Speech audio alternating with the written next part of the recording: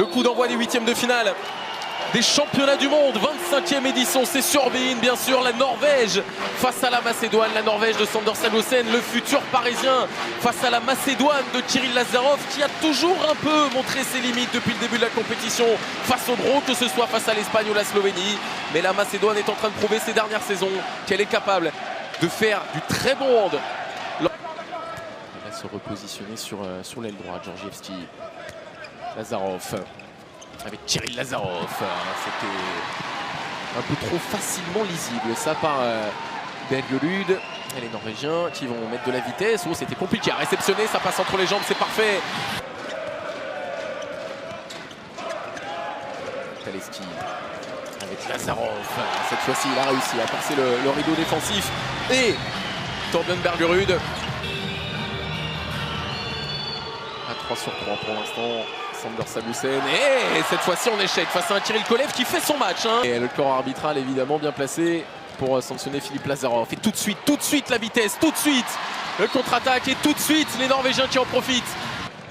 Et qui était à deux doigts de fonctionner, même si encore une fois ils ont été en échec. Kolev lui aussi, il répond. Pour l'instant, aussi étonnant que ça puisse paraître, c'est lui qui maintient son équipe de Macédoine dans le match avec cette parade, la 4e pour lui. Avec le bras levé par les arbitres. Il faut déclencher cette fois-ci Sander Sagosen, ça s'est ouvert devant lui grâce au très bon travail me semble-t-il de Joachim Ikerud.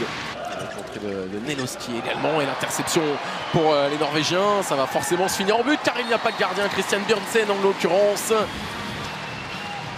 Le joueur du Metallurg Skopje. Et la réponse dans la foulée bien évidemment, la puissance de Goran Johannessen. Pour l'instant limité à 50% au tir, c'est bien de la part de la défense norvégienne, sauf si derrière il réussit à trouver les bonnes passes pour ses pivots notamment. Allez, on va être un petit peu plus agressif là dans la défense macédonienne. Et en revanche sur les ailes, Bjørnsen toujours. Son homologue Kiril Kolev. 3% et ça va pas s'arranger avec ce but magnifique. Qui va écarter jusqu'à Espen Jansen, la passe dans le dos. Sagosen. Tanken, il n'y a rien qui peut l'arrêter. C'est un tank pour l'instant.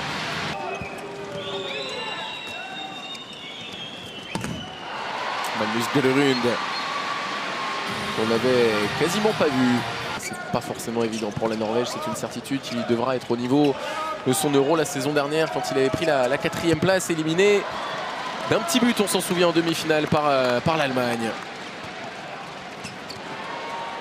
Oh là là là là là là là là là là, quand on a la confiance, quand on a de l'avance.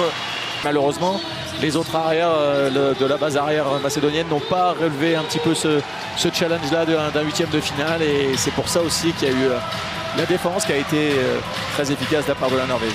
Lazarov qui finira à 6 buts, la Norvège qui va s'imposer 34-24 sans doute, peut-être 35 s'il y a un dernier but. Non, la sirène avait retenti. Succès de la Norvège, 34-24, premier qualifié pour les quarts de finale. Ce sera soit face au Danemark, soit face à la Hongrie. Rendez-vous demain pour ces deux formations dans cette même salle, la Halle Olympique à Albertville.